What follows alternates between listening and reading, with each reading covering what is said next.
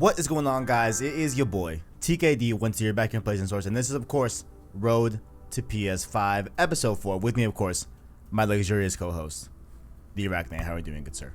I am doing okay. I feel you, man. Yeah, It has been okay.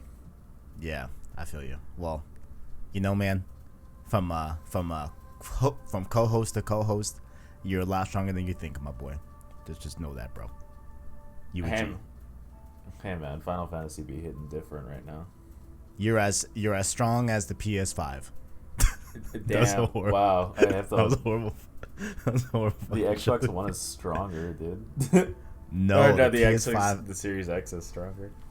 You know what? Fuck the Series X, because this is Road to PS5, the weekly podcast series about any and all things PS5 as we head towards the release of the PlayStation 5. And of course, ArachKnight is the co-host. We already said it before. You can catch the show here on youtube.com/PlayStation Source, as well as your favorite podcast service every Sunday by hitting the anchor link down below to find us on Apple Podcasts, Google Play Podcasts, Spotify, and any other major podcast service, or just by searching PlayStation Source Podcast Feed. To support the show, you can of course like and subscribe, as well as become a member of the channel by hitting the join button or the link in the description. The Prince tier and the King tier are $1 and $5 respectively. That give you access to different channel badges and emotes and all that good stuff, as well as shoutouts in all PSS content, just like the homies Caleb Kaiser, Bachelor Brody, and Owen as well. Follow us on other platforms such as Discord and Twitter down below in the description as well. And yeah, that was the whole house cleaning everything. First, I've been eager. You know what I'm saying? We've been talking behind the scenes, right? And if you also listen to Joker's Gamescast, shout out to Joker's Gamescast, and make sure to listen to that as well. I've been meaning to talk about the games I've been playing this week. But first, I want to hear from you, good sir. What have you been playing this week?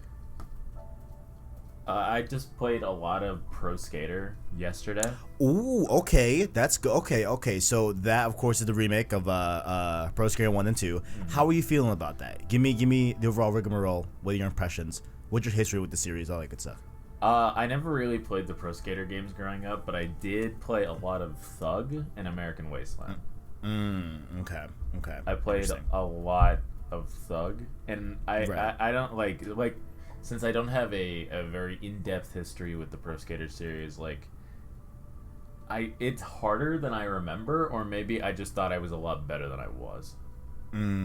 Okay. Because I was really young, so I thought I was like, it's like, oh, I got 6,000. I got a 6,000 point combo, I'm super good, and now it's like I'm wiping out every 5 seconds because I'm still learning how to play the game. But interesting. Okay. You get better pretty quick. Right. Yeah. Right. It's so. Yeah. No. Go ahead. Oh no. All I was gonna say is you do pick it up more quickly on how to do things and just how to keep the combo going. Right. I see. Because I've only played Downhill Jam on DS, right? And I remember liking that game a lot. So I've been kind of thinking about, maybe getting Pro Skater on a Black Friday sale. If it's $20, that's a steal. You know what I'm saying? That's a steal. Yeah, but I just bought another big game that launched yesterday as well that we'll talk about that. I haven't played yet, but I'll just inform the audience that I did indeed purchase this game. But I mean, so far that I've seen a lot of people praising Pro Skater 1 and 2 and everything, so do you also give it that same approval? Oh yeah. Think overall it's a good package? If you just want a fun,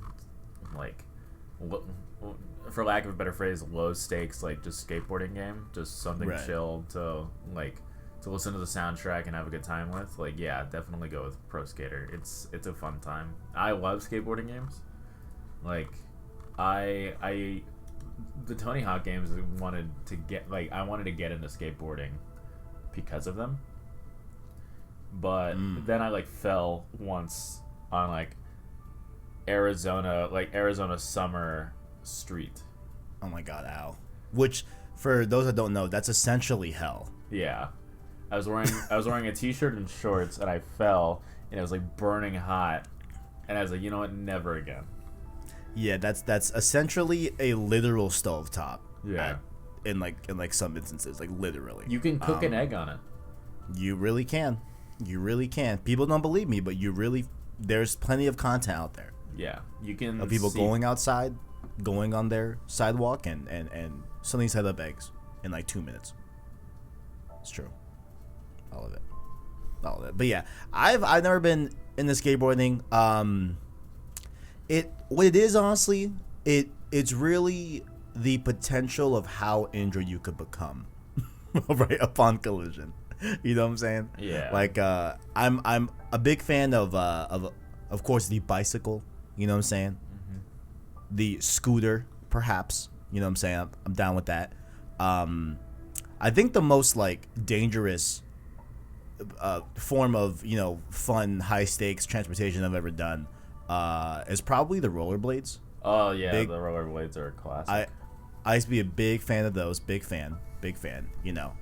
But when the street lights come on, you got to go inside. That's per usual. You know what I'm saying? Yeah. But yeah, I was never into skating at all. So I mean, like, it's cool that it's like, especially from the crowd that used to play the originals, they are really enjoying this remake, and it seems like they've done the proper care needed, and like that was to be expected. I mean, Activision is publishing this game, right? And it seems like they are treating a lot of the remakes that are under their umbrella with a lot of care, right? In terms of making sure that they are what they're set out to be in terms of the crowd that used to play those original titles, like from the Crash Insane trilogy. Like those have been treated with care, and the Spyro as well. So it looks like this one is another example of them doing it well. So good to see it. Good to see it. Is there anything else you've been playing besides that? No, just that and Warframe. Like it's been a busy week with school and all that, so I haven't had a lot of time to play. Yeah, makes sense. All good. So okay, you know what? No, okay, the main game. All right, guys, we need to strap into this. All right, we all need to strap in. Wait, I'm trying to think if there was another game I played this week. But I beat the Order 886. I saw that. Yeah, I beat that game. Overall, I thought it was good. Right.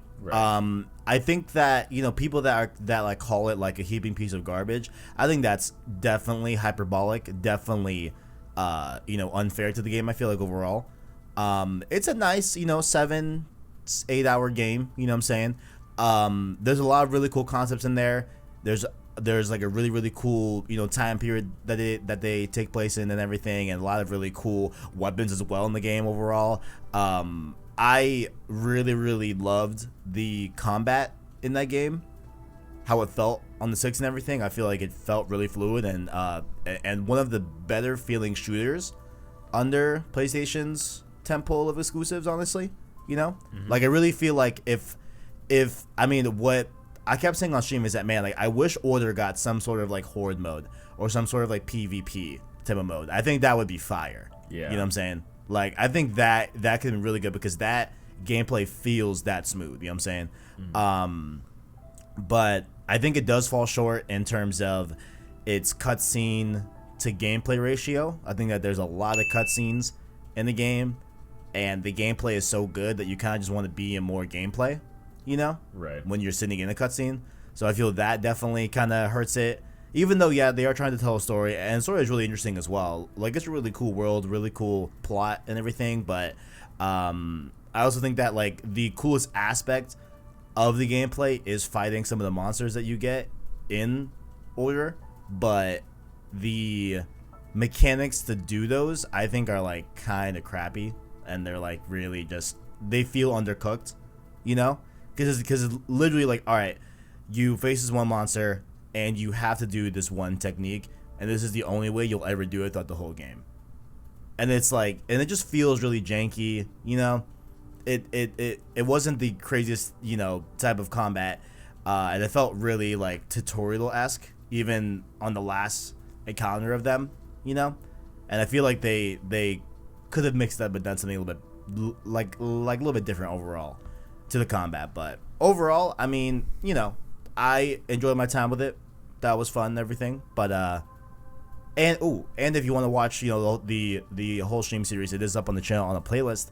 But next up, ArachKnight, I don't think I've told you yet. Maybe I have. I'm not sure. But we're doing Crash Bandicoot, baby. Yeah. I saw the tweet. Like, it's like I'm excited to see how that all goes.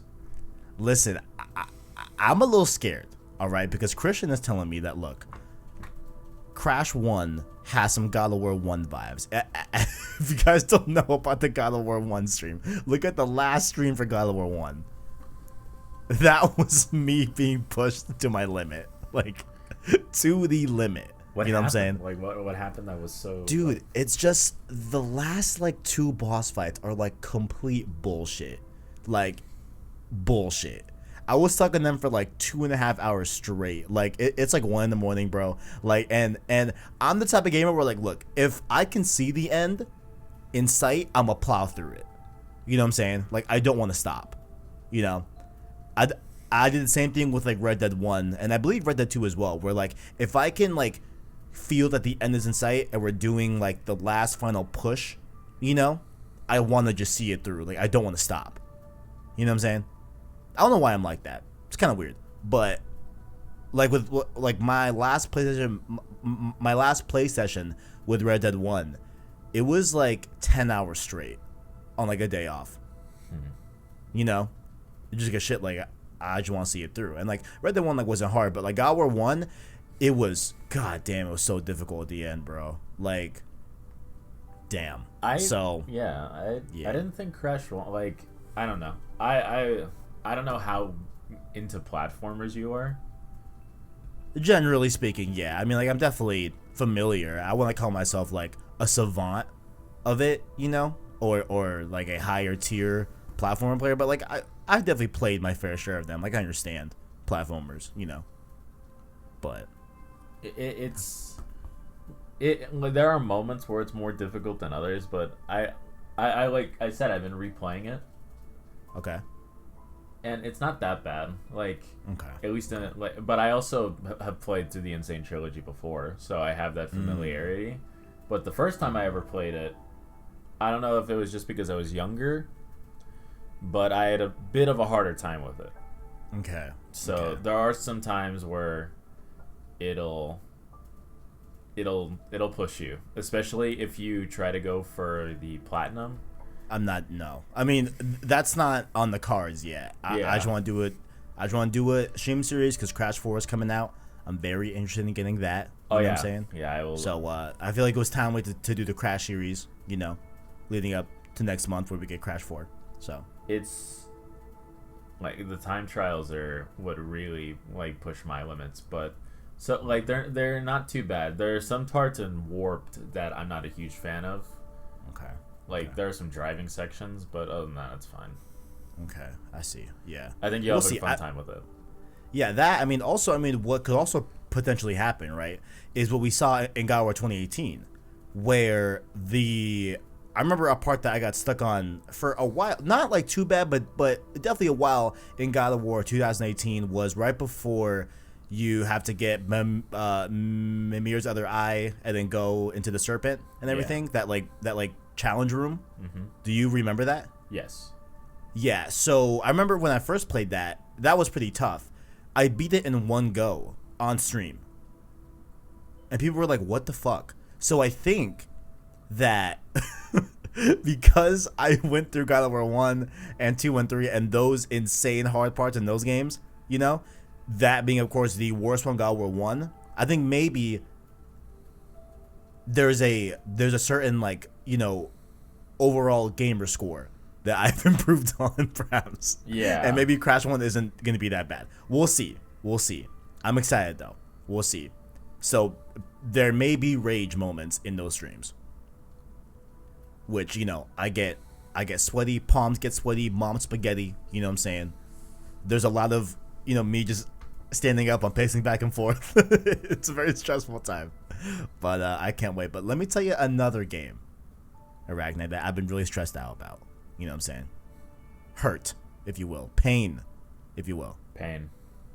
The original Final Fantasy VII. Oh my fucking god, ArachKnight. Oh my fucking god. This fucking game, dude. This fucking game. is incredible. I love this game. Now, I forget, did you beat Final Fantasy 7? Yes. Was that on the Switch? Yes. Okay, and that was this year, right? When you went camping? Yeah. When you started it, right? Okay. Yeah. Gotcha. It was four months ago about, which feels like a whole lifetime ago. Okay. Yeah. I'm really glad that I played Crisis Core before this. Oh yeah. Cuz it's like, oh, like things are Connecting. oh man, there's puzzle pieces that I'm seeing. Oh man, like this is cool. So right now approximately Sid I'm trying to think how no, I shouldn't have. Okay, let's tiptoe around this. Let's just talk locations, all right? Yeah. So I'm fuck. Dude, It's hard to can't. talk about. Like, I don't want to spoil people on this. I don't. Yeah, I can't. The argument can be made that the game is very old, but the moment that you just went through, I wouldn't say the magic would be gone. Oh, you mean the big spoiler thing I just got to? Yeah. So I got to that yesterday, Yeah. right? And that fucked me up. Very bad. Like I went to work after, people were like, hey man, like you good? And I'm like, yeah man, I'm good. But like inside I'm like, no I'm not. No I'm not. I'm really not okay. Like, and I can't wait to I like above all else, right? Okay, here's how I'll say this game, right? I am let's check here. So wait, hold on. 29, 28, 37, 26, 25. I'm at 23. I'm at mission 23, about to beat it out of 30. Right. So I plan to have this beat by next week. Right? Like definitely by the next road to PS5, I will have completed Final Fantasy 7. Right. That is the goal, right? Because I did buy Marvel's Avengers yesterday, right? I've been hearing a lot of people say the story's phenomenal, this and the third. Kamala's baby girl, not baby girl like in like an intimate way, but just like, you know, she dope, apparently, allegedly, right? So it's like, okay, I have to see that through, right? But after playing what I played yesterday morning of Final Fantasy 7, I am not going to start Avengers until this game is beat. I need to see this story through.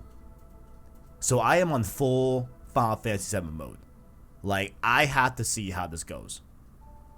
Because the amount of story there is and the amount of world there is compared to, like, dude, it's mind-blowing, bro. I cannot wait until Remake 2 and what they do with this, man. Because, I mean, I think I said it yesterday, I think, but the portion of Remake in the original 5A7 is so small. Like, it literally feels like just the intro. You know what I'm saying? Like, there's so much more to this game that I cannot wait to see them bring to life. You know what I'm saying? Like, I can't wait to see Rocket Town. You know what I'm saying? I can't wait to see that. I can't wait to see Cosmo Canyon. You know? The crater. The temple and the city of the ancients. Like, come on, man. Oh my god, bro. I am loving it. So, you know, we'll you know, I'm in the thick of it. I'm loving this story. I think it's phenomenal. There's a lot of heavy stakes happening right now. And it is really incredible that this was in 1997, you know? Oh, like, yeah. And it really speaks to, like, how important Final Fantasy VII was to gaming. Like, now I see why it was so important, you know? Like, this is phenomenal. Straight up. There's a big reason that Final Fantasy VII is always in the discussion for the best games of all time. Yeah, I totally see why. I totally see why now. Like, and it's weird because, like, I feel like overall as a package, this game holds up. Overall. Yeah. Right? Like, I don't, and maybe I could be skewed with that because I'm playing the re-release, so it has, like, God mode and stuff like that, and ×3 and stuff like that. You know what I'm saying? But from, like, a narrative perspective and, like, writing perspective for the most part, and, like, just overall as a game, it definitely holds up. I love this game, man. Ugh, man, I can't wait. But yeah, I guess that's what we've been playing. You know what I'm saying? I'll have more to report back. You know, and yeah, maybe by next Road to PS5, if I can beat 5v7 in time, I'm gonna my next game is definitely Avengers. So we'll discuss all that. Are you gonna pick Avengers? I know you weren't too high on it at all. Just like me though, to be fair. But I might pick it up later when Spider-Man comes out. Maybe. But okay, I see. I see. I am not interested in paying full price for it. Like, yeah, dude. At first I wasn't, man, but then people kept telling me about the story. You well, know, if the gameplay doesn't like it just doesn't look fun. Like, it doesn't feel like I didn't play much of the beta, but it just didn't feel very fun either. Yeah, definitely. And I feel like we talked about it on the show, but in case we didn't, I'll like retread.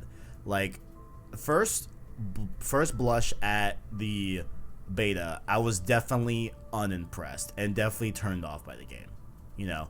But I think the very last time I played the beta, when I had my characters ranked up a little bit more and stuff like that, and I got more open to the skill tree and everything, things started to kind of connect. Where it's like, okay, like I'm feeling the game, you know. Now I feel like I'm feeling it more than I did before. But I was still like, you know, I'm gonna wait until maybe Black Friday. You know what I'm saying? Maybe on PS5. But with the story, it's like, man, I'm a sucker for a good story, so I don't know, man. I just gave in, bro. Call me weak, I don't know. If the story is good, I might just watch the cutscenes or the story on YouTube. But right. Like, I saw a video that I think Chris put in the Discord. Shout out to the PlayStation Source Discord. On link in the description. Shameless plug. Shameless plug. It's like, somebody doing a combo with Cap. Yeah. And the combo with all like no offense to Chris or the person performing the combo. It's not, this isn't on them. Combo, like, just the animations, it just looks very clunky. Like, it doesn't look finished. Yeah, I've seen that a few times, and like I don't know what, like, so no, because okay, I have a similar like gradient of thought to you, right? Where I saw it and I'm okay, wait, like, why is this trending? Yeah. Why like, why is make sure, like, maybe it's because we haven't played it, and maybe that is an impressive thing to do in the game, you know? Yeah. That maybe, like, if you've played the game, like, that is an impressive feat to pull off, because I guess that may be difficult to pull off. But yeah, maybe that's it. I don't know. Like, to give it benefit of the doubt, maybe that's what the clip is, you know, going around for. But I'm with you kind of where, like, I say, okay, like, I don't. Yeah, I mean, it looks like Cap doing Cap stuff, right, with his shield, right? Yeah, it just looks very like, it looks like an this might be a hot take, but it feels like an early access game. Oh shit, he said the EA word and not the EA developer, the EA word. Oh shit. I don't know. I'm just not impressed with Avengers at all. They killed Deus Ex for it, so maybe I'm just biased.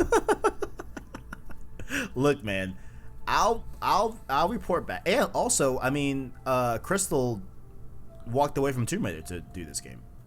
Yeah, which is wild to me too. Man, fuck Avengers. Probably like fuck the Avengers. No, I mean, yeah, I mean, who knows? You know, maybe it was Square that was like, "Hey, yo, listen, like, y'all need to make this game." Yeah, I know you're in the middle of a trilogy. Like, I know you're in the middle of a trilogy that you still gotta see through, but I need you to hop off that and make this right quick. You know, maybe that's what happened, but who knows? Who knows? It's money. Like, on a business perspective, I understand, but I don't care. Yeah. It's just, man, they killed Deus Ex for this game. Fuck. I mean, here's the thing. You know where I stand right now. I'm a very similar tone with you on Avengers as a game. I'm gonna go into it this week if I beat 5v7 in time. and I will report back to you. All right. Right hand on the Bible, I will not lie. All right. I'm excited to hear your thoughts. Yeah. So just know, like, if I love it, is something wild. And Christian was telling me, Kev, like, listen, like, there are moments in this game that I know you personally are going to adore. So it's like, all right, man, we'll see. I don't know. We will see. But that's some of what we've been playing. But let's get in to some news. Of course, it is September 5th. We still have no idea when the PS5 is dropping.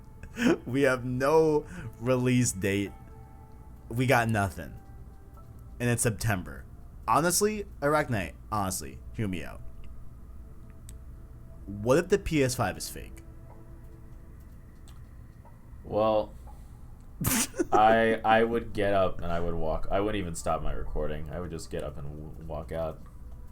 Like I'm this year has just been L after L. So many L's everywhere, man. Like, so many L's. As soon as I get up, it's an L. Like, I get up to, like, get a drink of water, it's another L. It's just L after L.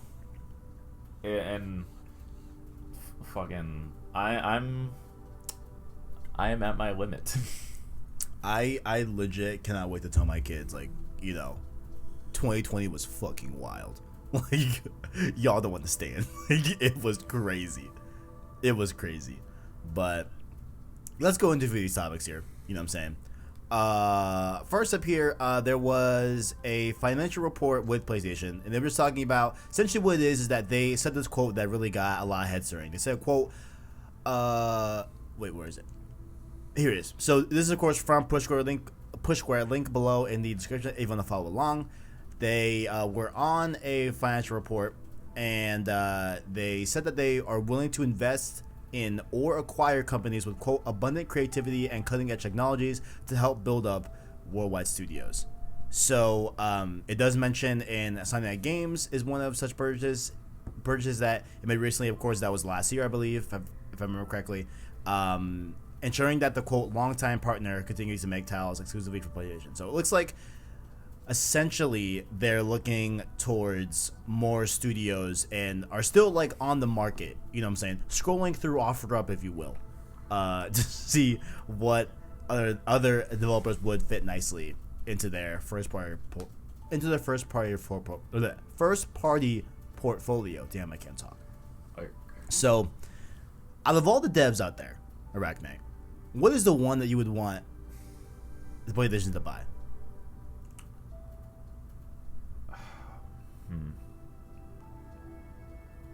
I know I have one, but yeah. You what's yours?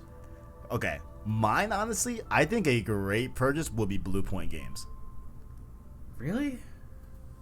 I think that if they had them in the stable remaking some of their most critically acclaimed PlayStation games from back in the day, like, imagine like a Metal Gear remake. You know what I'm saying? When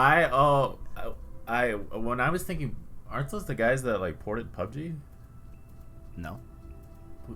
Who am I thinking of? I thought those were the PUBG guys. Wait, no, I don't. Wait, like, ported PUBG to PS5? I mean, PlayStation 4? Oh no, I'm completely wrong. Yeah, I mean, right now, Blue Point's working on Demon Souls remake. Okay. You know, like, I think, and I believe Blue Point also assisted Naughty Dog, or completely just did it by themselves. The Nathan Drake trilogy. Nathan Drake collection. Like, I feel like they do really good jobs at making those ports and everything, and remakes. So I feel like it could be really cool if they had that studio just dedicated to those, to that type of, remake. What am I saying? Remake development type of thing. Yeah.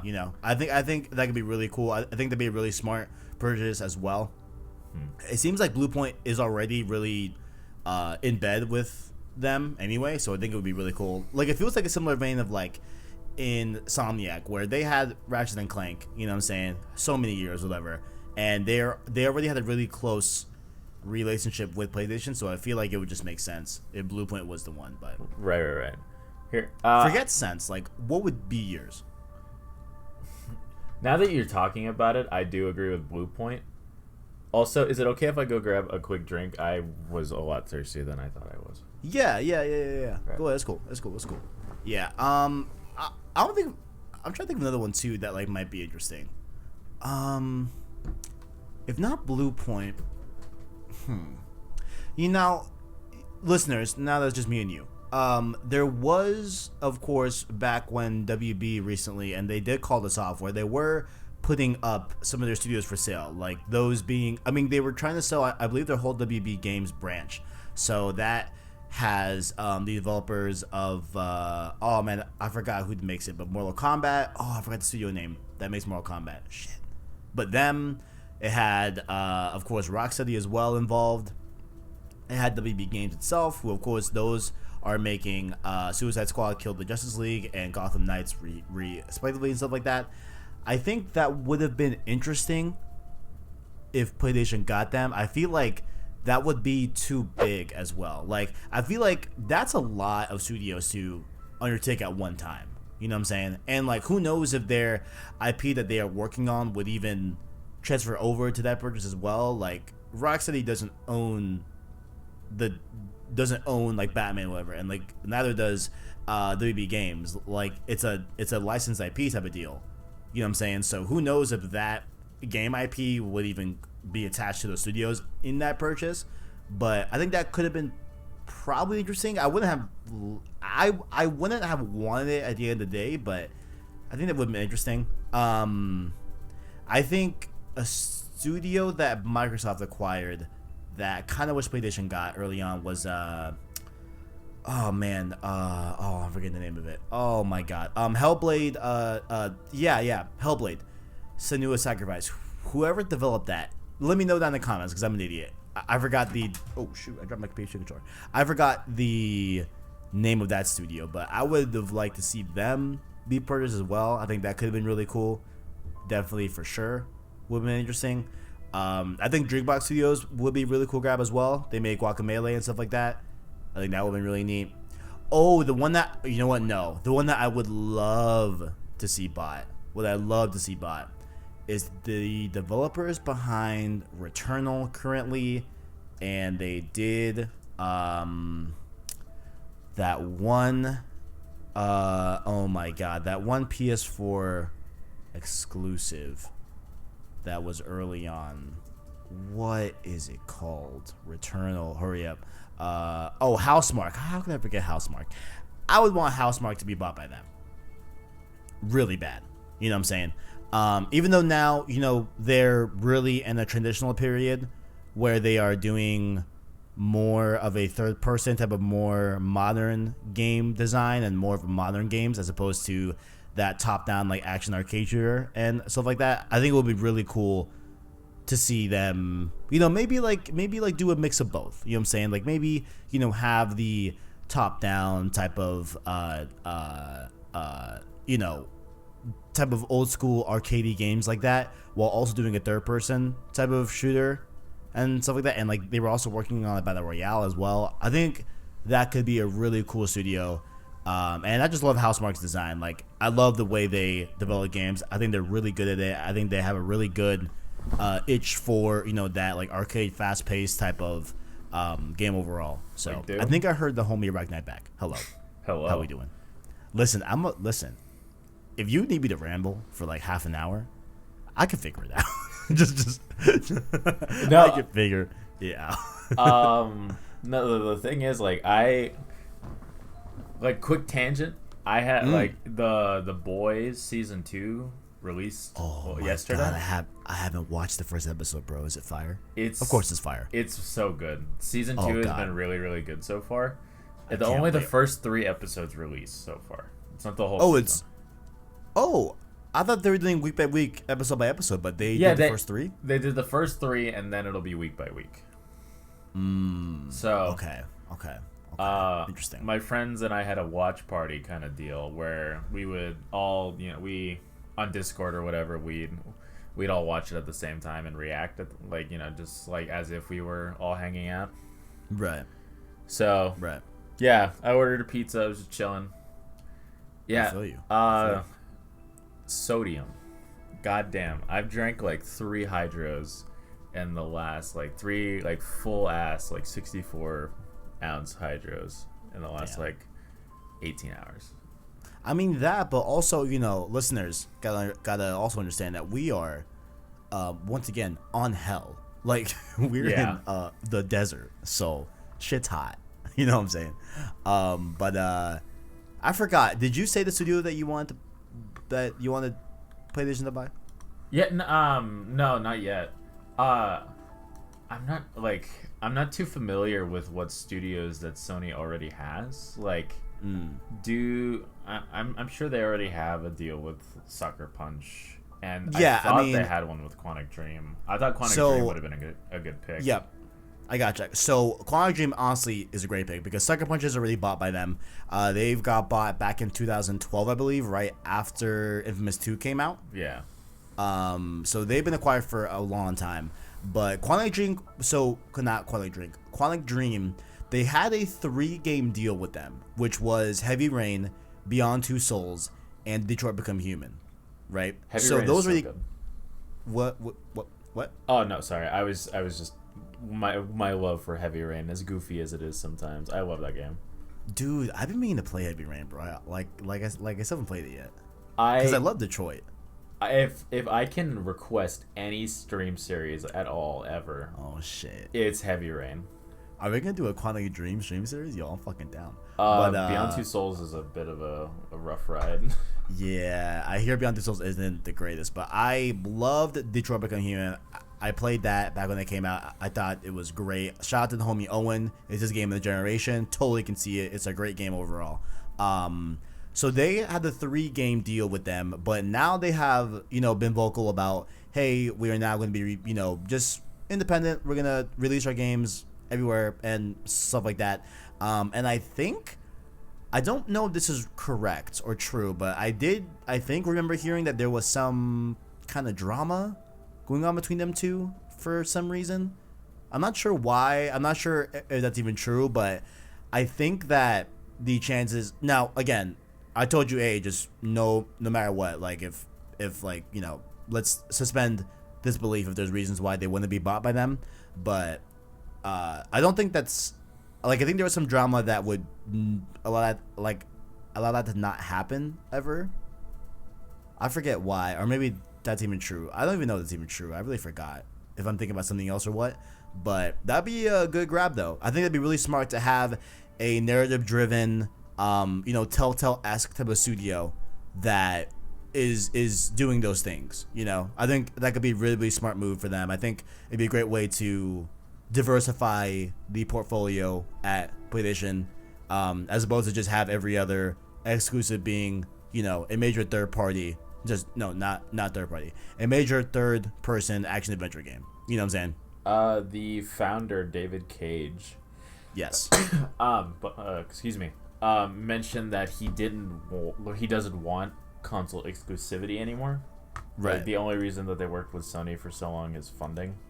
Yeah. But now that the company has more notoriety and people are aware of the quality of their products, like, he's not particularly like fond of just working on one console, like being restricted to Sony's terms, so they're working on their own.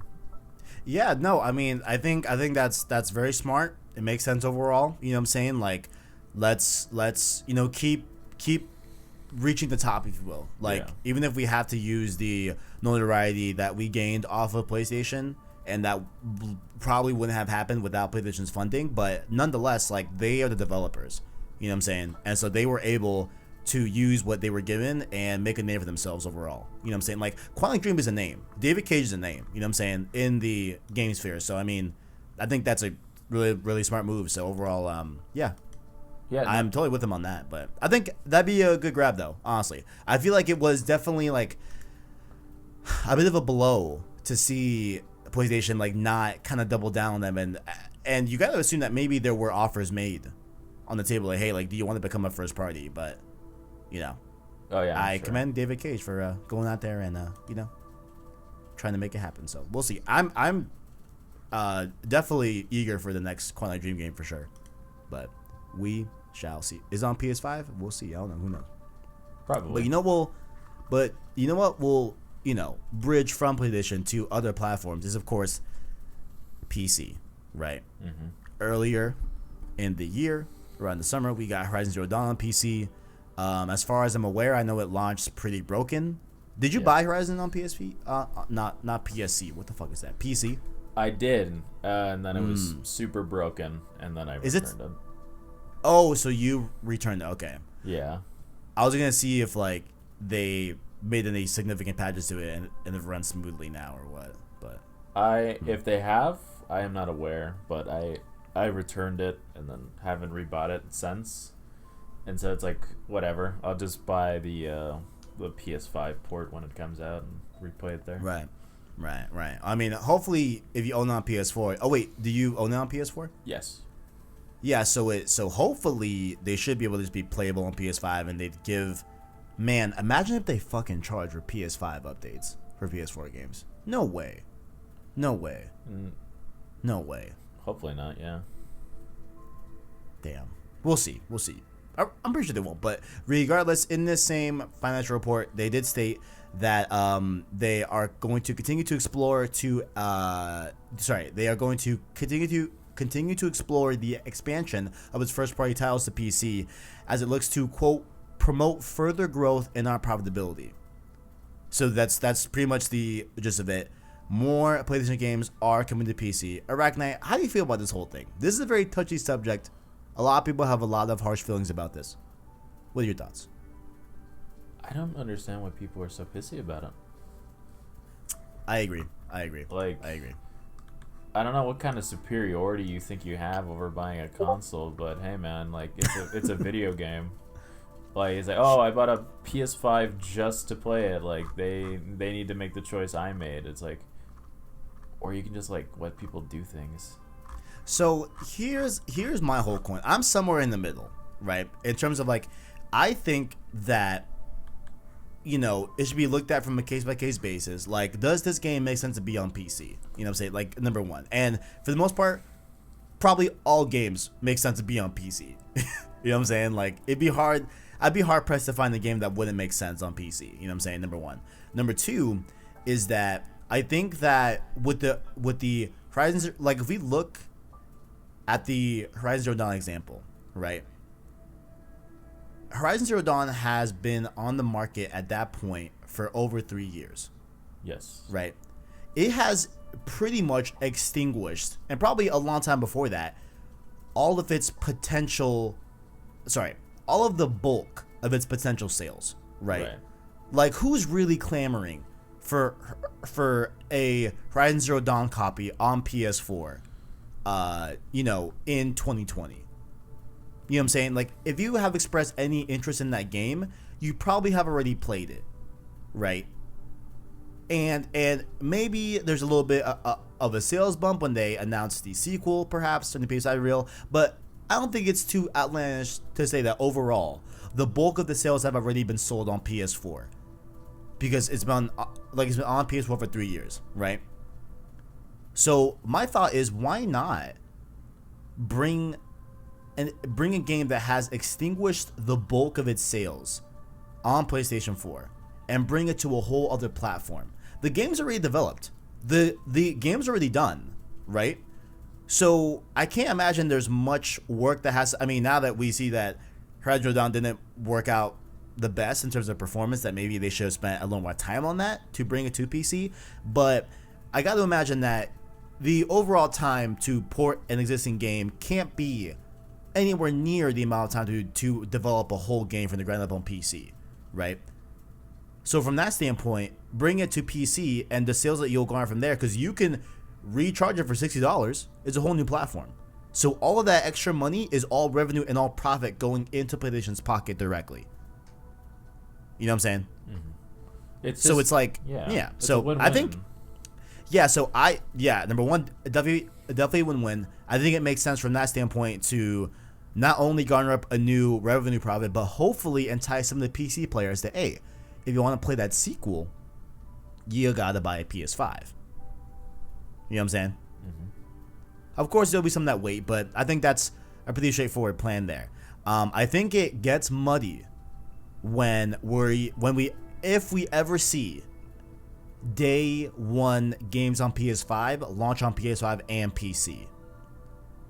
I think that's where things are gonna get iffy. You know what I'm saying? That's where I think a potential issue with that. I mean, Microsoft is doing it. Yeah. Which we'll see. But now, like, you as a PC consumer primarily, now you have absolutely no reason to buy an Xbox. Yeah. Right? Yeah. Because you know that all the games come to PC. Yeah. Yeah, but there's also just like, I don't want to say a bias, but there is something about like the Xbox after being soured by the Xbox One as extensively as I was. I have no desire to play or buy an Xbox Series X, but a PS5, like if every game came out on PC, I'd still buy a PS5. Like I would still, because I enjoy PlayStation, I enjoy Sony's games and like what they do as a company, at least in regards to their video game division. So I would still buy a PS5. I would still support the company and buy things on there occasionally. Like, there are some games that's like, yeah, I can very well run this on my PC. I'll buy it on my PlayStation. Like, it's not a big deal to just switch to HDMI and buy it on the PlayStation Store if it's cheaper. If I can find it on a better price on the PlayStation Store, I'll buy it there.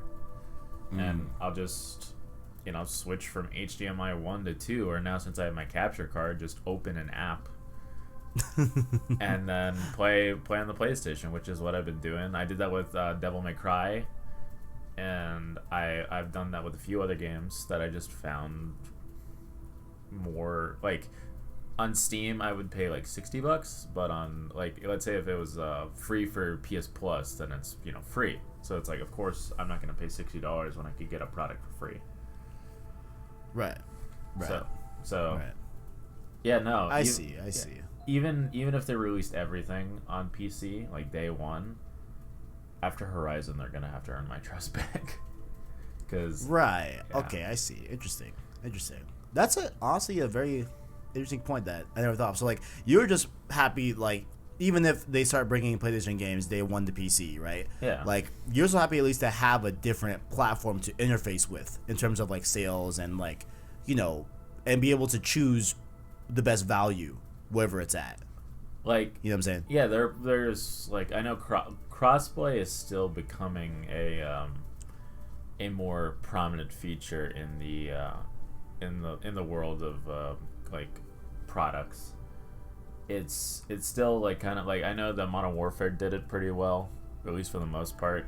Like, I know there's PC and PS4 players. Like, I don't know if they're Xbox players, but I do enjoy my time with like playing crossplay with friends. Like an old coworker of mine, I believe a coworker of yours at our old job, well, at my old job, recommended Modern Warfare to me on the PS4 so we could all play together.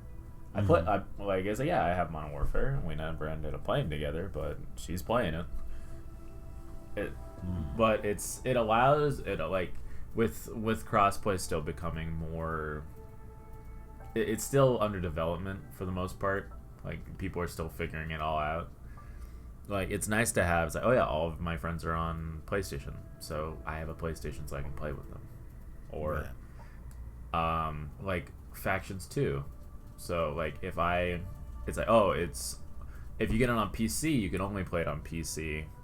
But if you get it on PS4 or PS5, you can play it with all of your friends.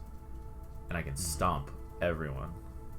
Dude, I fucking cannot wait for fucking factions too. Oh my god. We will talk about that later on in the show for sure. But I appreciate your input. You know what I'm saying? Because you know me. You see the lights behind me when the camera's on. I'm definitely a Sony pony. You know what I'm saying? So it's nice to hear from a PC perspective as well. But what you can't get on PC is the Ps5 haptic feedback of the DualSense. We talked about it a lot, of course, all the technology and everything on the PS5 DualSense controller. But did you know that it can generate haptic feedback from sound effects? This came out in, I believe, the same fiscal report, I believe, or I'm not sure where this actually came out. Link below in the description to Push Square, of course. And they said here, quote, "We have created a haptic vibration waveform design environment that anyone can use easily. In this way, we have not only developed a tool that allows game creators to design an impactful, natural, and comfortable vibration waveform in fewer steps, but also created a method of almost automatically generating vibration patterns from a game's sound effects." They're using sound to create haptic feedback so you can feel what you hear. Do you have any thoughts on this? I just thought this was interesting as fuck. I don't know. I mean, this seems very gimmicky, but I kind of want to see what it feels like. But go ahead. I feel like there's either going to be two ways this plays out. Option one is that the developers don't give a fuck. Yep. And it's just like, because if you get an explosion, it's just gonna feel like a rumble. Yeah. Because it's it's a if there's an explosion to your like far right, then yeah, it's like you'll get a smaller vibration on your right. But if it's right in front of you, then it's just gonna be a full rumble. And so it's like, whatever. Like, we'll put a little bit of thought into it. Option two is where they center the game around it. Like, or it's like, oh, like we should put some of these things so people can experience it. Which I imagine will be a launch title thing, and then everybody will go to option one. Because there, like, I remember, at least with the PS4, like there were, like, I don't remember any specific examples, but every time a console launches, they try to do something gimmicky with it in the very beginning. It's like, oh, this thing, I don't know, like the Wii. It's like Wii Sports. It's literally all motion controls. But Wii Sports is fucking fire. Yeah, absolutely. I'm not disrespecting Wii Sports. Or Sonic and the Secret Rings came out pretty soon after release on the Wii, and that was all like you had to hold the controller horizontally and tilted back or tilted forward to like move respectively, even though the game was on rails. Donkey Kong Country, you had to shake the Wiimote to roll. Interesting. Yeah, so they always do something gimmicky with it, like at the very beginning. So I feel like it'll be dropped pretty quick. Definitely. Did you know that Uncharted Golden Abyss on the Vita? Oh boy. There was a part in that game. I don't know if it's one part or like a bunch of different parts throughout the game, like sprinkled about, where you had to hold up the Vita's camera to a light to see the, like, you know how there's like sometimes like invisible ink? Yeah. You had to do it like that, but you had to literally put the camera up to a literal light in the real world with your Vita. That, like, what about, like, imagine, like, remember when you were like younger and you're like, oh yeah, you have to go to bed. Yeah, what the fuck are you gonna do? You're fucked. Yeah, you're fucked. Like, it's all right, I'm going to bed now. There's nothing I can do. Yeah, yeah, that was. I remember that. I remember that because I remember not understanding what the fuck they told me to do, and then I like sat on the couch and like the back of my Vita was facing a window, and the sunlight was going through it, and then it worked. I was like, oh wait, was it all fucking light? Like what? So weird, bro. So weird. You know what else is really random and really weird on the news docket? I don't know why I put this on here, but I put it on here anyway. So, I think it was if you bought a PS4. Yes, it was purchases in PS4 in Hong Kong. They were giving out these officially licensed PlayStation chip pickers. So it was like, so it looks like a stamp. It honestly looks like the white glove that Mickey wears, and like that's in like a bunch of old games back in the day. You know what I'm saying? Mm-hmm. That white glove type of hand. Yeah. So it's that attached to like a stem. On the bottom, it has the PlayStation sacred symbols, and there's a button to pick up chips. So it's like a little like grabber type thing. I'm not gonna lie, I want this. I'm not gonna lie to you. You know, but yeah, that's that. And I think one last thing I'll say here is that for those that know, right? I want everyone that thinks they know to go in the description, look at this PlayStation chip picker, and I don't think those are for chips. Do you? I wonder if you catch my drift, ArachKnight. He's gonna go investigate. Like, it says it's for chips. There's a cool instructions manual, you know, in the inside flap for it, but I think those that perhaps may know. What the fuck? Are you looking at it right now? What the fuck?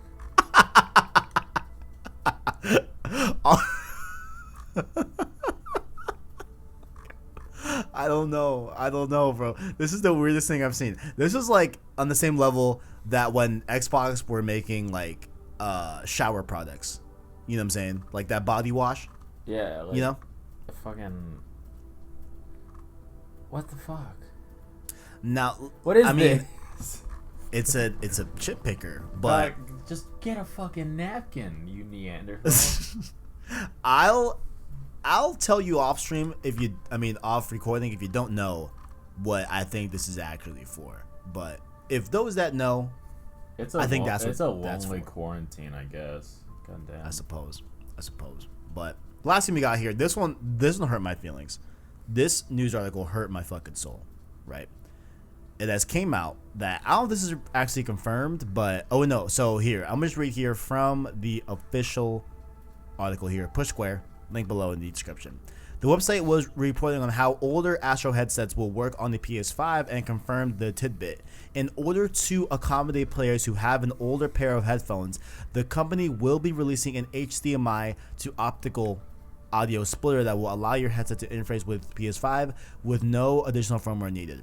So essentially what was going down was that there was an article on The Verge that said that the Japanese giant's next-gen console, of course being the PS5, will not have an optical audio port. And I did not know that the PS4 Slim dropped the optical port as well. I wasn't aware of that. But the PS5 will not have an optical port. Right? That's unfortunate for me because I use that port with my Astro A50s, literally the best headset I've ever owned in my entire life. Yeah, right? Astros are king. I fucking love Astros. So it looks like this, so it's cool that Astro was taking the step forward and going to initiate this whole thing, and they're going to be the ones that are going to be releasing this splitter. Unfortunately, it looks like it'll cost $40, but if you enter the serial code for your existing Astro headphones into the company's website, you'll be able to get a $15 discount. So it's gonna be $25, and I'm gonna have to do this because I'm never letting my Astro A50s go. I fucking love these things. And the reason why is, long story short, whatever. Do you have Astro A50s? Wait, what headsets do you have? I believe I'm using the A40s with the Mixamp. Fire. I got it a few years ago. I was thinking about buying a pair of like wireless A50s. Yeah, I have the A50s. I love these things.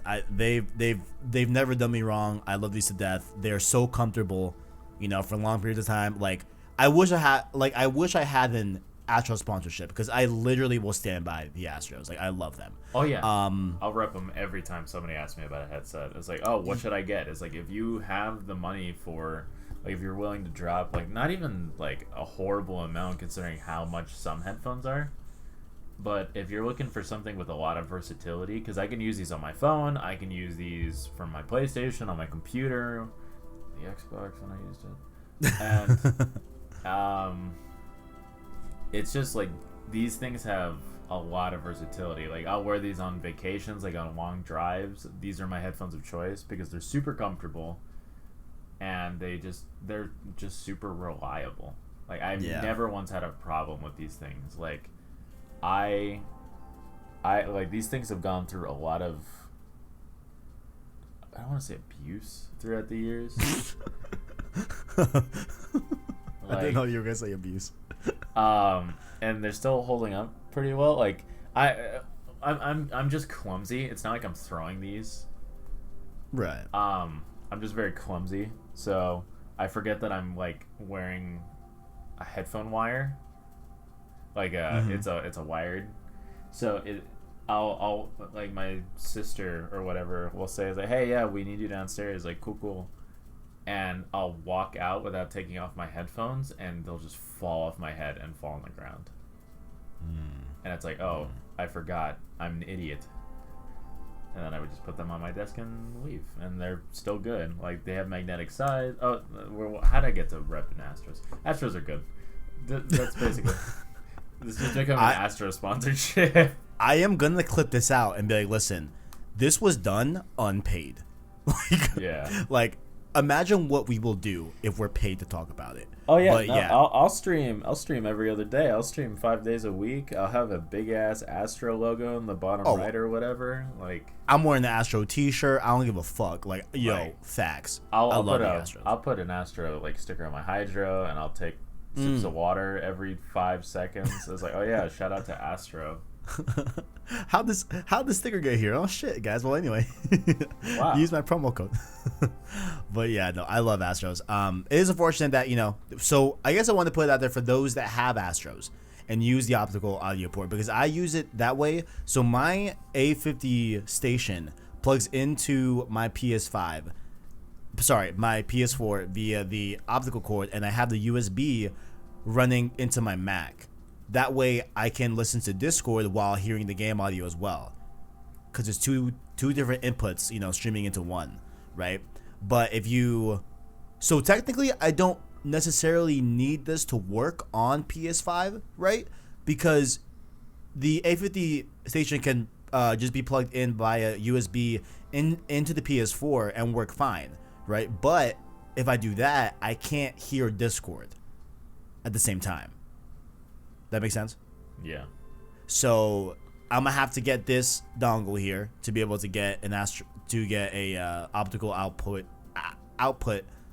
through the PS5. So just for those that were wondering, just a little PSA: the PS5 will not have an optical audio output. I'm glad that we know now. Yeah. Because if I were to get the PS5 day one and I wasn't able to use my A50s, I'd be fucking pissed. So cool stuff there. I will be doing this whole thing. I'll get this dongle for $25. Shout out to capture cards. Yep. Shout out to that. I mean, overall, like, is it a little bit expensive for a dongle? Yes. But hey, you know what? Put in the serial code, get $15 off. I'll take it. I'll take it how I can get it. Right. Like, now here we are, Christian. Yeah. We've not Christian. Who the fuck am I? ArachKnight. We've made it. The PS5 games we want to know, that we want from first party and third party that we don't yet already know, right? So we know about Insomniac.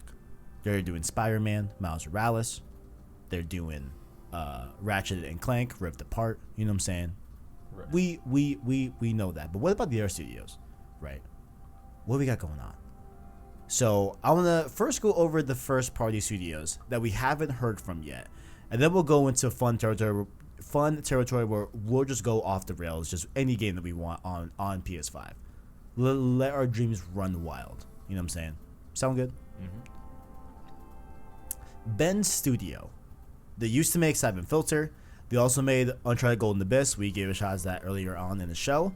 And currently, they just released Days Gone last year. Right. So, based off of the end of Days Gone, no spoilers, but it looks like they're definitely prepping for a Days Gone 2. And even though Days Gone didn't really review that well, you know what I'm saying, it has definitely mixed opinions. It does have a very hardcore fan base that loves the game. Shout out to Owen.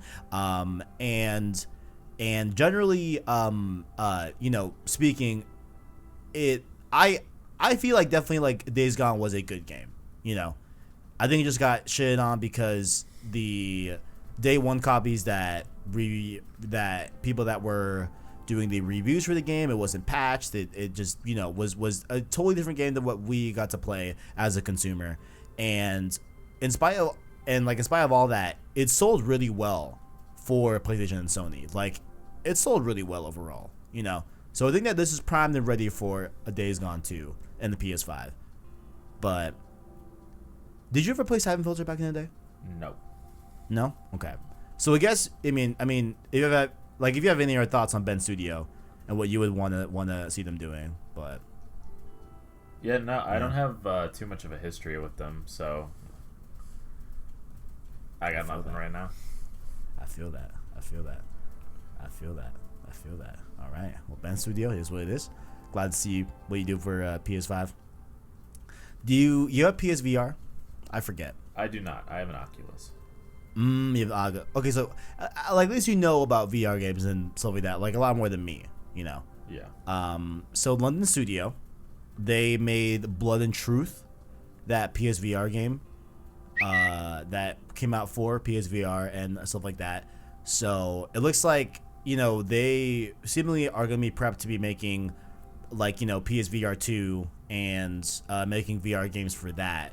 But is there anything in particular on why you chose Oculus potentially over PSVR, and what you would want to see from a next gen PSVR model?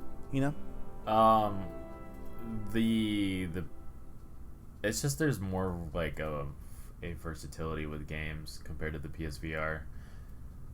And honestly, there isn't much there. You go from a puddle to a slightly bigger puddle with VR. Damn. Damn.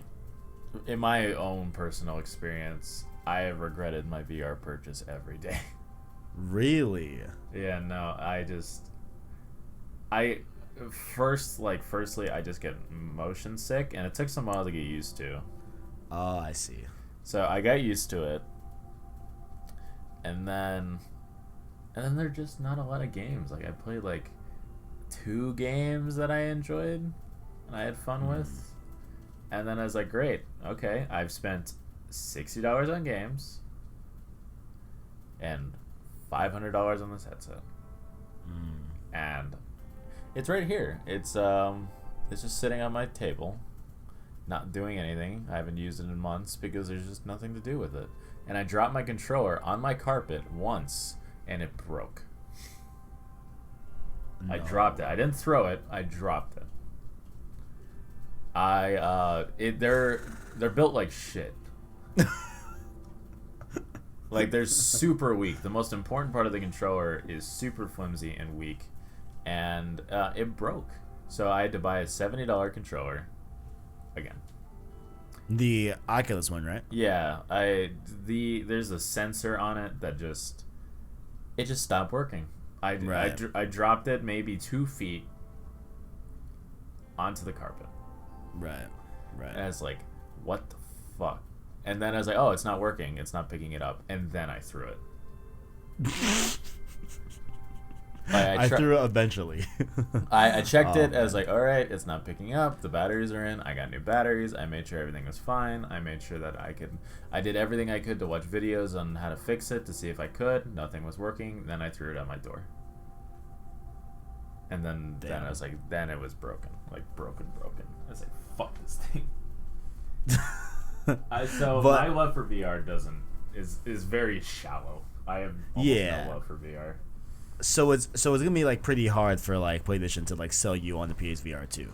Honestly, yeah, it'll be very, very hard. Gotcha. If they do it, props to them, but I don't think I'll ever get back into VR. Yeah. So yeah, no, I see. It's just not for me. My friend talked me into it, and I regret it every day. I see.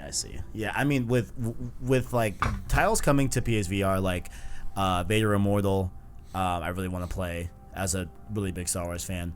And god damn it, there's another VR game that I want to play that came recently. Shoot, I forgot.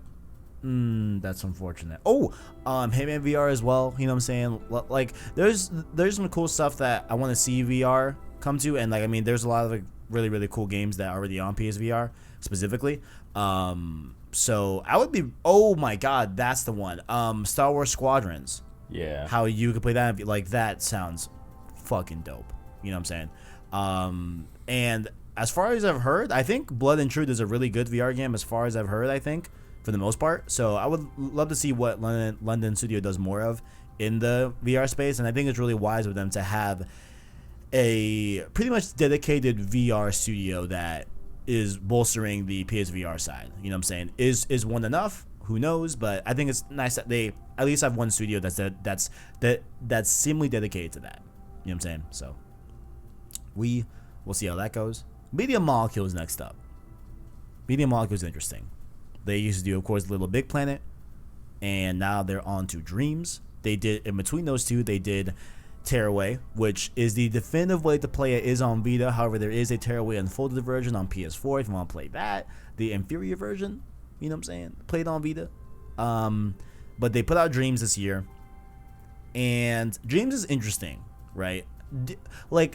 Do you have any interest? Because I don't think you bought Dreams, right?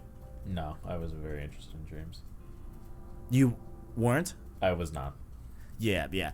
I mean, what I think is a big lore and pull from like a general standpoint is like once in a while you'll like see those crazy clips about Dreams on Twitter and everything. Like, those are impressive, you know? I haven't seen any in a long time. There was one that came out recently.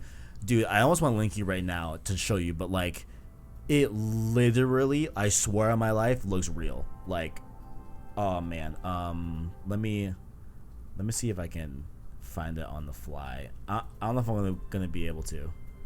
Oh, I hope so. Oh man, am I gonna find this? The pressure is on. The pressure is on. I don't know if I'm able to find it, but dude, it was so impressive, bro.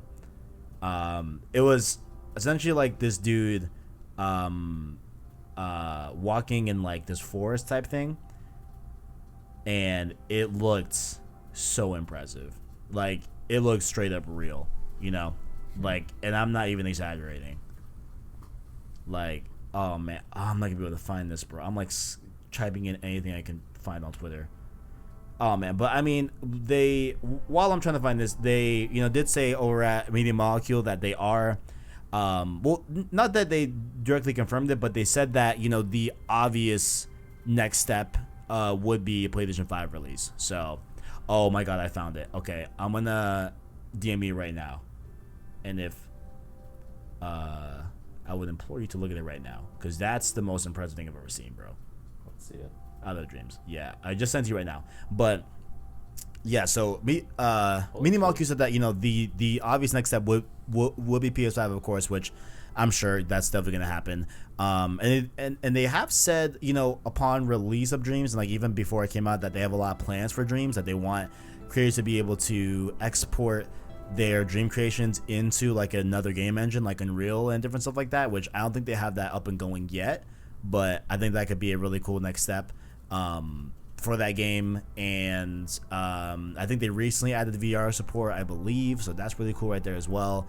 I don't think they've added multiplayer yet, but that could be really cool. So I think, like, from what they've said, even though Dreams isn't really the hottest thing right now on PlayStation games, like, they definitely have a lot of plans that they haven't foreseen yet, and they haven't really doubled down on yet. And I think that PS5 is that next step for that game, for sure. So I mean, we'll see how it goes, but I think that Dreams could be a really big, like, you know, it'd be crazy to see Dreams grow into like a real, you know, sought at and looked at as a game engine, the way we look at Unreal and different stuff like that, you know what I'm saying, or like Frostbite. You know, I think that could be really interesting. But who knows? That's happening. Did oh my god, ArachKnight. Did you see the clip? I did. Like, isn't that fucking wild? How, like, the skill gap between some of the shit I've seen in Dreams to that, like, that was the one I was like, damn, that's legit impressive. How the fuck? That's what I'm saying. It's fucking weird. It's incredible. So, like the talent of some people is absolutely incredible. Definitely.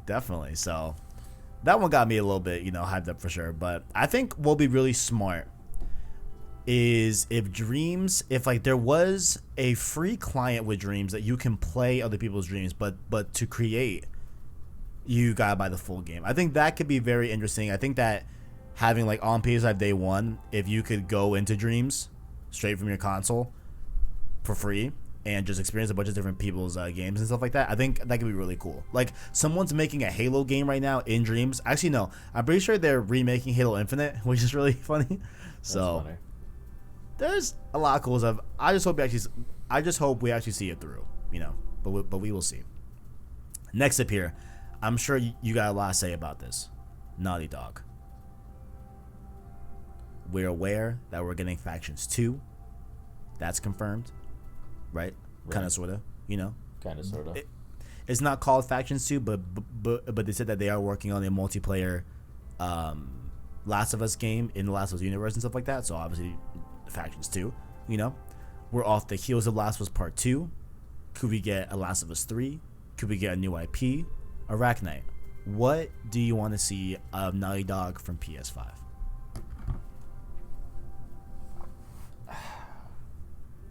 Sigh. I don't know. It's. I don't know. Like, Last of Us 2 was a game that I played and had a good time with. I don't really know what they could do with it for a hypothetical Last of Us 3. It's because if Ellie just goes after Abby again, then she's learned nothing. I think spoilers, I guess, but man, fuck it. Whatever. We had a 2-week barrier in the server. If you're a PlayStation person and you haven't watched or seen or played Last of Us Part 2, I'm sure everybody's heard of the whole Ellie Abby thing. I'm sure. Yeah, it's not really a spoiler. I guess you're right. Yeah. True. Carry on. Yeah, that's because I don't know how. Yeah, exactly. Thinking of a Last of Us 3 is very difficult. Yeah, there's not a whole but there's also, I don't know, if Last of Us 1 was just its own game, it would have been fine. Last of Us 2, if it were a direct sequel with no third, that's fine. I think it's fine. I don't know. Another Uncharted game with Chloe would be fun. Or Sam. Sam was a good interesting addition. So do you think Naughty Dog would ever go back to Uncharted? Well, they said Nathan Drake's story was done. Right. They never said the Uncharted story was done. We'll get to Uncharted in a little bit, but there's a reason why I didn't put it on Naughty Dog section. Yeah. We will definitely get to, for sure. I just want more grappling hooks. Just want more grappling hooks. Yeah. Above all else, right? I think that we can both agree with this statement that whatever Naughty Dog does next, I fully trust them. You know what I'm saying? If they come out with if they announce, hey, Last of Us 3 is happening, I trust that they are going to there's a reason why it will exist. You know what I'm saying? At least I personally feel that way. I don't know if you feel that way. I guess shouldn't have just co-opted you on that statement, but I feel that whatever they do, I'm gonna trust, right? But I think if I were gonna conjure what I think I would want, first, obviously, give me that Factions 2 multiplayer. Let's get it. Let's go. Stand alone. You know what I'm saying? Let's get it popping. Cross-generation play, PS4, PS5. Maybe down the road, fuck it, add PC. Why not? You know what I'm saying? Let's do it. Let's really build Factions up because they saw so much success in the original mode with Last of Us 1. I think that, it could be one of the major multiplayer games of its time.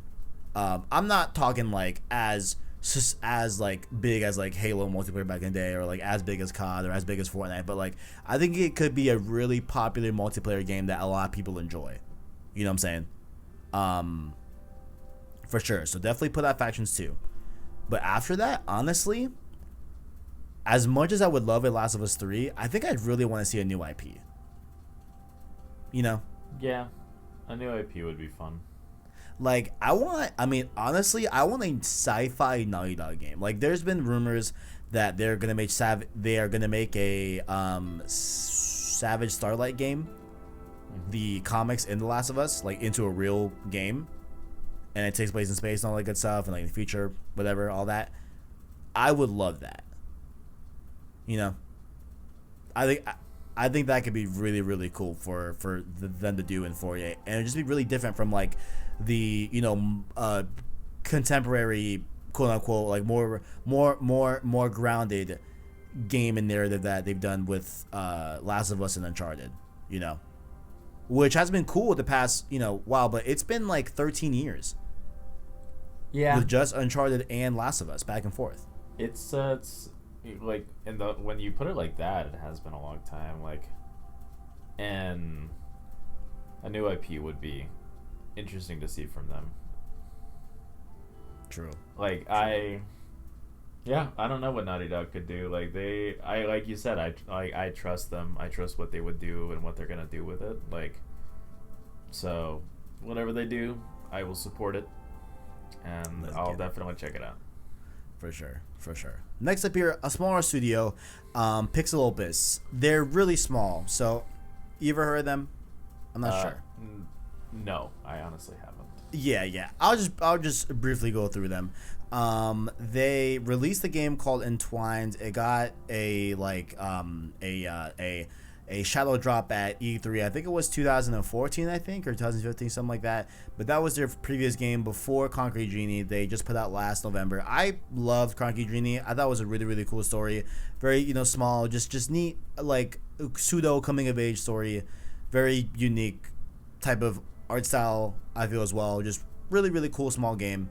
And I would like to see them do more of that. I don't think Concrete Genie was like the biggest financial success for them overall, but I would like to see them continue on that kind of small footprint and just see what they could do.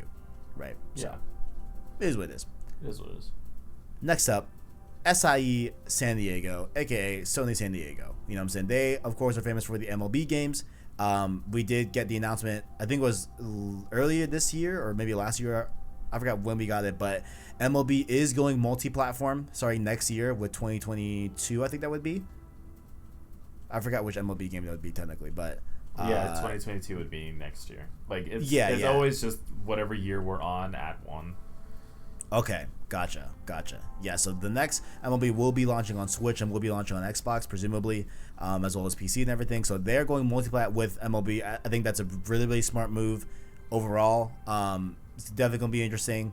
And I think it could definitely be, like, a very... As much as it is a financial success every year for MLB, with them being the only, pretty much they're the only baseball game on the market, right? I don't know enough to say definitively. Yeah, like saying like I don't play like sports games at all, but MLB is very big, so this will just make it bigger for sure. But the other rumor is that there's a mystery team at San Diego that is rumored to be making Uncharted. So this is where I wanted to put the Uncharted talk. You know what I'm saying? All right. Which I think is interesting. So would you want a Chloe and Nadine story again? Man, I still don't like Nadine. Why do you hate Nadine for? She tried to kill my boy. But amends were made and stuff like that. Were amends made? Fucking, she left Nate and Rafe for dead. I mean, and she's it's like, yeah, fuck him, and just like closed the door behind him while the ship was on fire. You know what? I guess you have a fair point. I guess. Like, well, I mean, amends were made in Lost Legacy, kind of. You know what I'm saying, with like Sam. You know what I'm saying. Man, like, fucking, you could offer me like $3 and a Klondike bar, and I would drop kick Nadine. Hey, I think she could drop kick you the fuck back anyway. Yeah, you know what? I'm not going down with. I'm going down swinging. Bro, she would take me down in 0.2 flat. No effort whatsoever. But So you don't like Nadine and Chloe. Me personally, I would love another Uncharted with those two characters, but what would you want out of a new Uncharted? I just like Sam and Chloe. I think Sam needs more attention because like you add this whole new character in 4 and give him a slice in Lost Legacy. Like he deserves his, like if you're gonna add something like that, I'm sure they're thinking about adding him into a new entry, like whether it be with a new studio or not. Like I believe that Sam deserves some more attention. Yeah. I'm definitely with you on that. Big Uncharted spoilers ahead. If you haven't played Uncharted 4, get out. But I'm gonna say it right now. Uncharted 4, of course, the end, we get the inception of, I forgot the daughter's name. Shit. Cassandra. Her name is not Cassandra. I thought it was Cassandra. That doesn't sound right. Wait, is it? I thought it was Nathan's mom's name. Cassie. Yeah. So, you're right. Yeah, Cassie. Short for Cassandra. Yeah. Which Cassie wasn't. I forgot if they were named off. Whatever. Who cares? Yeah, Cassie, right? Yeah. So I think having her take the helm of Uncharted could be very interesting. Of course, she's a direct lineage to Nathan. I think that could be very cool. They could do a lot of really cool stuff with that for sure. Maybe a Chloe and Cassie game. Yeah. Well, that could be interesting. I mean, like by the time Cassie is old enough to do that kind of stuff, like Chloe would have to be older than Nathan and Elena were at the end of Uncharted 4, and they were already graying. Well, yeah, but then you get a Sully and Nathan type of dynamic there. Man, Sully's gonna be fucking dead. No, but I'm saying like Cassie is the younger one of the two. No, yeah, and but Chloe would be the older one. Yeah, I know, but it's just like at that point, like Sully's old. After years of drinking and smoking and getting Sully's probably gonna be dead. Yeah, that's just sad. Which is tragic. But the famous one that I had to shout out, Christian coined this whole concept, which I fucking love. Let's throw Uncharted back. Let's do a 1980s Uncharted, younger Sully. Let's get it. Set in Miami, set in Cuba, South America, you know what I'm saying? Colombia, where Sully discovers Nathan and all that. I think that could be dope. Do you know what I'm saying? Yeah. I get that. Like, that does sound interesting. I would love that, but I feel that. But yeah, more Uncharted, presumably from San Diego. We'll see how that goes. We got next two that are pretty much like self-explanatory, but we'll just go over them, I guess. Sony Santa Monica, God of War 2. Come on now. God of War Ragnarok. Wait, come on. I don't want them to work on anything else besides God of War Ragnarok. Let's go. Corey, bring it home, baby. Come on, Barlog, bring it home. Bring it home. Of course, coming off of Sucker Punch, just did Ghost of Tsushima. Of course, say it with me. What do we want? Ghost of Tsushima. Yeah, Ghost. Legends is going to be so much fun. Yeah, oh my god, I forgot about that. Yeah, of course, Ghost of Tsushima Legends as well coming out. The multiplayer experience for Ghost of Tsushima. Can't wait for that. We're going to definitely run the set, right? On that, for sure? Oh, yeah. Definitely. I guess I have one more question in terms of first party before we go all out crazy with whatever we want.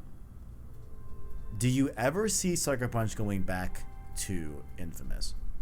I want them to. Right? I want to do so bad, man. I want to do it so bad, but I love Ghost of Tsushima too. You know? That's tough. It's a tough one. That one's tough. But, oh well, here we go. Other games. ArachKnight. There's a list that I put over here that I'm sure we can all agree with, you know what I'm saying? I guess from this list, if any of them pique your interest, I mean, shout them out, you know? But this section, ArachKnight, like, I want you to do just anything goes. You know, old IP that we haven't touched in a while, you know what I'm saying? A brand new IP that you want to see eventually. Like, anything goes here in this section. what do you want the PS5 generation to be filled with from a game's perspective? The list that we've got covered so far, like the things that come immediately to mind are already here. Like obviously FF7R2. Absolutely. Like I need that infamous. I need an Infamous remaster or Infamous 3 expeditiously. And not just some bullshit, only 1 and 2. No. I need Infamous 1. I need Infamous 2. I need Festival of Blood. Oh yeah. I need all of it. Yeah, Festival. Like bring it back. I need the content creation stuff from Infamous 2. I need that. I need all of it. That's what I'm saying. Definitely. I miss you know Festival what? Blood. Throw in Second Son and First Light, but if those aren't there, it's all good. We need to bring the old Infamous games to light for sure. I would like another Fallen Order game. Like, oh yeah, for sure. Yeah, that would be a lot of fun. I had a good time with Jedi Fallen Order back when it released in November. Like, that was fun. Yeah. Grandmaster kicked my ass for a while. The Malicos fight, that one fucked my ass up for a while. Fuck Malicos, dude.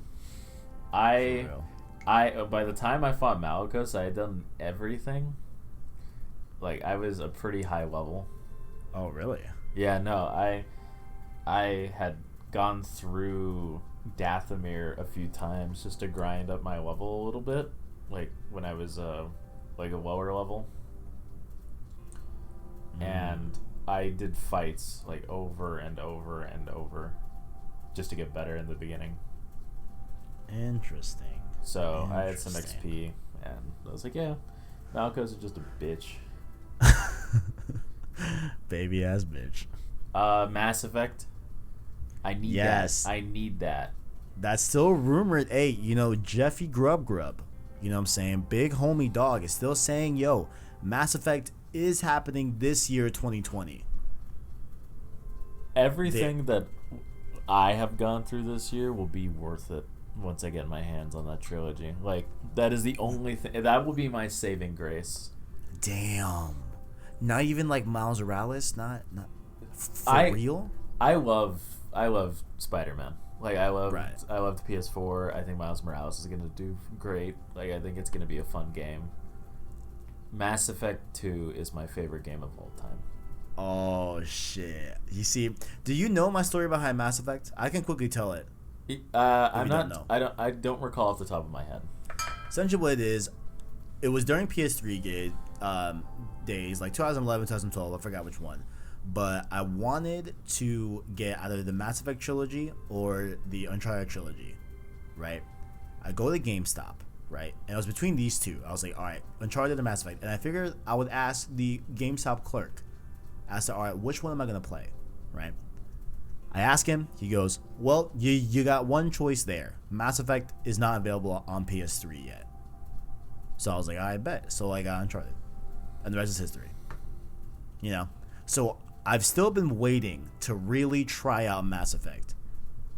A lot of people say I would love it. Do you think I would love it? Oh, yeah. Really? If you like you said, you like story games. So Mass Effect is an incredible story. It is such a good time. Yeah, so definitely hype for that. Hopefully we get that this year. We will see, man. That's going to be hype. For sure. But what else here sticks out to you? Obviously Spider-Man 2. Oh, 100%. Come on. Bring on the Venom, baby. Let's go. Bring on that symbiote. Let's get it. And honestly, from the list, like, wasn't Sly 4 Thieves in Time? I meant Sly 5. I'm a fucking idiot. Oh, you're good. Yeah. I just shouted out for those that, and Sly 5 is probably not going to happen. Sly Cooper's fucking dead. Y'all, he said it, not me. Like, y'all, there was that movie that was supposed to come out. We had the teaser for it. Like, people have been talking about Sly 5 for like as long as I've been alive. That's hyperbolic, but still, like, When did Sly 4 come out? Like, let me look that up real quick. Because that was by wasn't That Sly was 4 by the studio that just got bought by Facebook? I'm looking it up too. Well, if you have it pulled up, the developers, it's like a weird. If I heard it, I would know that was it. Fuck, I forgot what it's called. Sumo Digital. Yes, and it was released on February 5th, 2013. Yeah. It has been 7 years since a Sly Cooper game. Yeah, but Sumo got bought by Facebook, so they're not gonna do it. Insomniacs not gonna do it. No, I'm sorry, not Insomniacs. Sucker Punch is not gonna do it. You know? Sly's dead. Yeah, I mean. Well, they also thought Prince of Persia sorry, was what? dead, and then Chris willed it back. The one We thought what? Prince of Persia. Yeah, that Like one's that one one's man impressive. willed Prince of Persia back, and that was Christian Buckley. It was solely him, 100%. All of his energy culminated into bringing it back, which is an Like- incredible feat. Honestly, I'm gonna have to agree with you on that. That is quite impressive that he was able to will that into existence. That's wild. Damn. You'll love to see it. So Sly 5, I mean, maybe interesting pick for Sly 5 could be Blue Point. Maybe. Fuck it. I don't know. Anyone. Fuck it. Anything else stick out to you? Nothing personally. Here's the thing. I'll start from the top. Wolfenstein 3. Of course, made by Machine Games at Bethesda. Let's get it. Wolfenstein 3, I'm sure it's happening. We haven't heard from it yet, but I'm sure that's what they're doing. They have a lot of goodwill to make up for, because Youngblood was some fucking trash. Trash, like capital T, garbage, right? So hopefully Wolfenstein 3 will redeem itself and bring it back to its linear story, linear gameplay, not this stupid hub world and all these really weird. No, like Wolfenstein doesn't need to be open world. You know what I'm saying? Yeah. I don't want Wolfenstein 3 to fall to the fate of Metro Exodus, where Metro series, a great first-person shooter, linear game, story-driven. Here's what it is: really cool setups, really cool things, right? And then they went open world, hub-based with Metro Exodus, and it was trash. Like I hated that conversion. You know, I just hope that they don't do the same thing with Wolfenstein 3. You know what I'm saying? Let's get back on rails. Let's tell a really good single-player story. Let's do it. So, because I love Wolfenstein, the ones from Machine Games. I haven't played the old ones, but I love the new Wolfenstein games for sure. Jack 4. What are the odds? I don't have much of a history with Jack. Yeah, I know. I put this on there because Christian loves it, right? So I'm gonna partially devote some of my energy to this cause. You know what I'm saying? Right. I do plan on playing through Jack trilogy at some point for a stream series. Like that's definitely on the dock, right? Right. But I think it could be cool. As far as Christian tells me, there's a lot of really cool story and lore behind Jack and Daxter that could be interesting. So we'll see if that ever happens, but who knows? The next one I got here is legit. I mean, this is a direct quote from the doc, ladies and gentlemen. Legit, any multiplayer shooter game from first party. I don't care if it's Killzone. I don't care if it's SOCOM. Yes, we're getting factions too. That's great.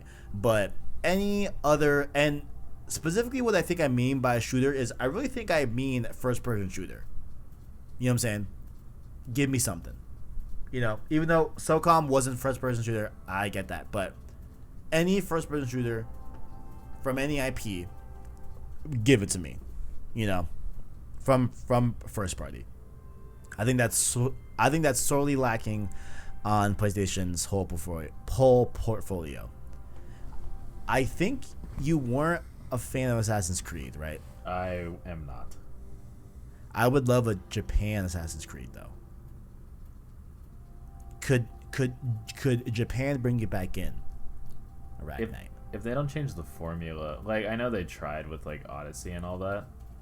Tried? You mean they succeeded? Excuse me. I'm sorry. Well, moving on. Like they changed the formula. Yeah, it's just that. I don't know. It's just Assassin's Creed. It's not fun. I love Assassin's Creed. I have never. I've never had fun with an Assassin's Creed game. I'm a big fan. Well, I'm happy for you. Thanks, man. So I would like to ask for 5% of your energy to be devoted towards a Japanese Assassin's Creed game. I got you. I bet 5% awarded. Love to see it. Need for Speed Underground 2 remake, because I saw they're remaking another Need for Speed game. I think it's Hot Pursuit. I think, and it's like, fuck that. Let's get to the real one that needs to be remade. That is either Underground 2, or maybe we have a Pro Scare type thing where we throw both of them in there. That needs to happen at some point. Need for Speed Underground 2 remake. Let's get it. Let's develop some energy, guys, as a fucking crowd. Let's go. I need that. Fire stuff. GTA 6. Eh. it's it's gonna be in Miami, you know what I'm saying, Cuba, you know what I'm saying, back and forth. It's not doing it for you. No. I always I didn't like GTA 5 all that much. This is gonna be very embarrassing to admit. I never beat the story for GTA 5. Now I got so bored. Neither did I.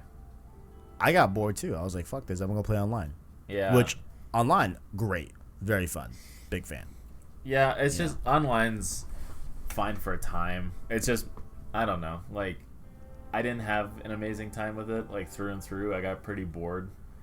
But whenever I would talk to friends and a new generation would come out, it's like, oh yeah, buy GTA 5 on PS4. We're gonna be playing it. And it's like, are you guys gonna be playing anything else? It's like, no. It's like, fuck, fine. So I bought it on PS4. And then when we all got computers, they're like, oh, get it on PC. We're all playing on PC. It's like, fuck.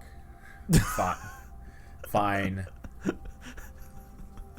And if anybody tells me, if anybody in the world tells me to play it on PS5, I'm going to fucking throw my console. Dude, I literally can't believe that Rockstar's like, listen, y'all thought that we were going to do that, smart delivery shit, or that free upgrade program from PS4 to PS5. Y'all fucking thought. No, y'all gonna buy it once again. Y'all bought it on PS3. Y'all buy it for PS4. Y'all buy it for PC. Y'all gonna buy it once again for the PlayStation 5, and we don't give a fuck. I think that's the funniest shit I've ever heard in my life. Like I've gotten it continually discounted, like every time. I bought it at launch. Well, my parents bought it at launch for me because I was a baby when it first came out. A wee lad. And then on PS4, I got it for like $40, and even then I was like, this is too much. This is stupid. And then on PC, I got it for like $10, and even at that point, it's like, why the fuck am I doing this? Yeah, I bought GTA 5. I bought it 3 times. Once on PS3, once on PS4, and the other time it was for my little brother because he wanted, for some reason, an Xbox One. Filth. So I got him an Xbox One with GTA 5. But yeah, I mean, yeah. I'm sick of GTA 5. I'm sick of it. Yeah, I mean, I think that they're actually going to split off the online and make it free to play. Did I hear that right? Maybe I'm bullshitting. I don't know. Maybe. I don't know. It's just like, I know you guys made Red Dead 2 years ago. Fuck off. I'm so sick of GTA 5. I'm sick of it. I get it. Yes, I get it. You get to...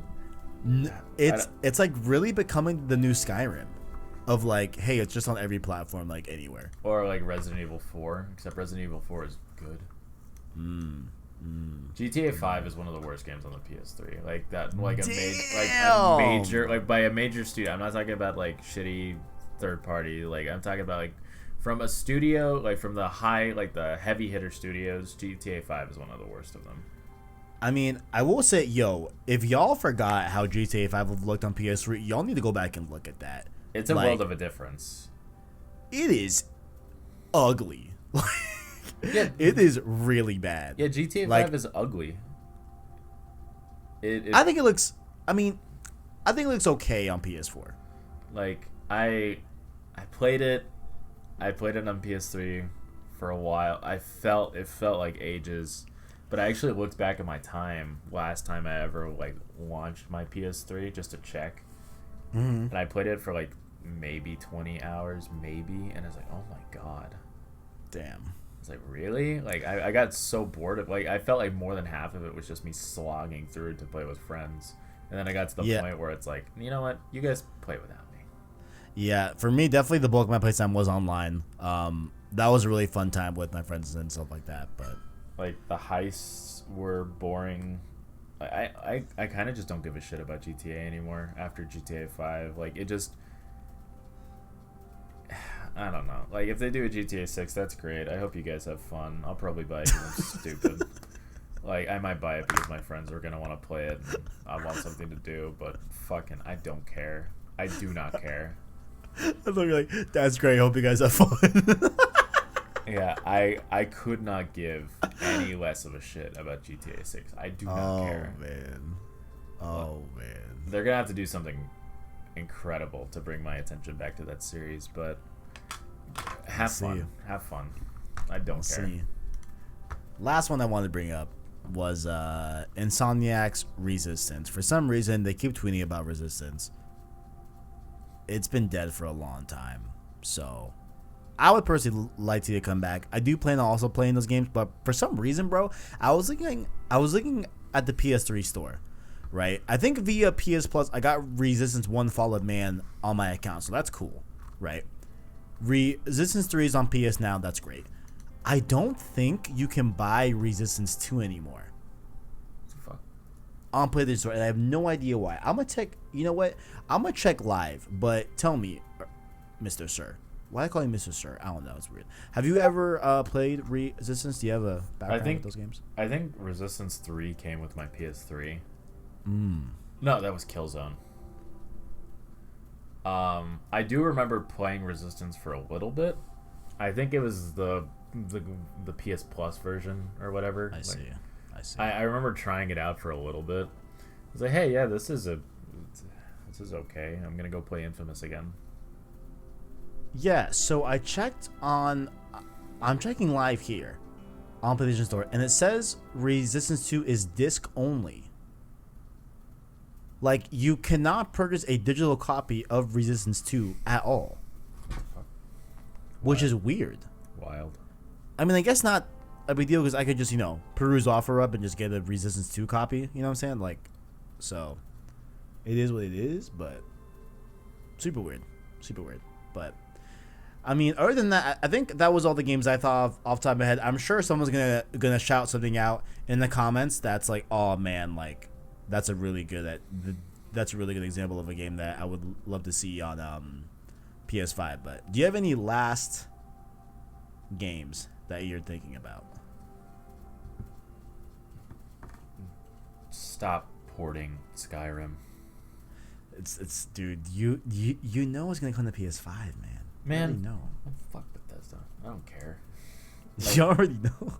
It's just like, I'm so goddamn sick of it. Like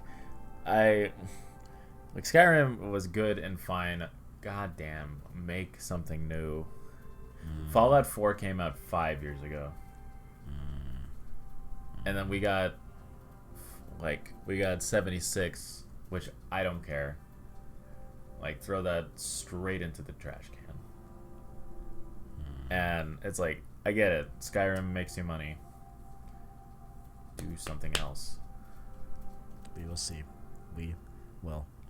But if you let us know down below, guys, in the comments, what do you guys want to see on the PS5? What other games that you want to see that can be literally from any third party, any game that you want to see on PS5?